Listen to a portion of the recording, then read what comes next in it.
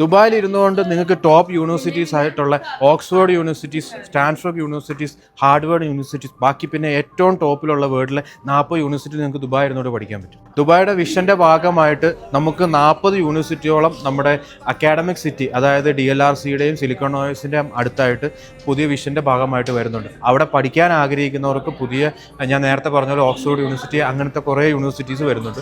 അതുമാത്രമല്ല ആ ഒരു ഏരിയയിലെ പൊട്ടൻഷ്യൽ എന്താണെന്ന് വെച്ച് കഴിഞ്ഞാൽ ഇത്രയും യൂണിവേഴ്സിറ്റീസ് വരുമ്പോൾ നമുക്ക് അത്രയും സ്റ്റുഡൻസും ടീച്ചേഴ്സും പിന്നെ കുറേ ഫാമിലീസും വരുന്നതാണ്. അപ്പം ആ ഒരു ഏരിയയിൽ ഒരു അപ്പാർട്ട്മെൻറ്റിൽ നിങ്ങൾക്ക് ഈസി ആയിട്ട് ഇൻവെസ്റ്റ് ചെയ്യാൻ പറ്റും. അതായത് നിങ്ങളുടെ ഒരു 7,50,000 മൊത്തം എടുത്താൽ മതി ഒരു 1 ബെഡ്റൂം അപ്പാർട്ട്മെൻറ്റ് ഈസി ആയിട്ട് നിങ്ങൾക്ക് വർക്കൗട്ട് ചെയ്യാൻ പറ്റും. നിങ്ങളുടെ അതിൻ്റെ ഒരു 50% ഡ്യൂറിങ് കൺസ്ട്രക്ഷനിൽ കാണാം. അതായത് 2028 ഈ പ്രോജക്റ്റ് ഹാൻഡ് ഓവർ ആകുന്നത്. ആ സമയം കൊണ്ട് നിങ്ങളുടെ ആദ്യമേ ഒരു 1,30,000 ദിർഹംസും പിന്നെ അടുത്ത മാസം വെച്ച് നിങ്ങളുടെ 1% മാത്രം കണ്ടാൽ മതി. 1% പറയുമ്പം ഏകദേശം 6,000 ദിർഹംസ് മാത്രമേ നിങ്ങളുടെ ആവശ്യം വരുന്നുള്ളൂ. ലൊക്കേഷൻ വരുന്നത് നമ്മുടെ ഫ്യൂച്ചർ ബ്ലൂ ലൈൻ മെട്രോ സ്റ്റേഷൻ്റെ തൊട്ടടുത്ത് വരും. അതായത് 2 മിനിറ്റ് വാക്കബിൾ ഡിസ്റ്റൻസിലാണ്, DLRCയിലാണ്. നിങ്ങളുടെ ആദ്യമേ 1,20,000 ദിർഹംസ് ഉണ്ടായിട്ട് പിന്നെ മന്ത്ലി ഒരു 6,000 ദിർഹംസ് എടുക്കാനുണ്ടെങ്കിൽ ഈ കാണുന്ന പ്രൊജക്റ്റ് നിങ്ങൾക്ക് സ്വന്തമാക്കാം. ഫുള്ളി ഫർണിഷ്ഡ് ആണ്, കാർപ്പറ്റ് തൊട്ട് TV വരെ ഇതിനകത്ത് അവൈലബിലിറ്റി ഉണ്ട്. 2 ബെഡ്റൂമിൻ്റെ പ്രൈസ് വരുന്നതാണ് വെറും 1.12.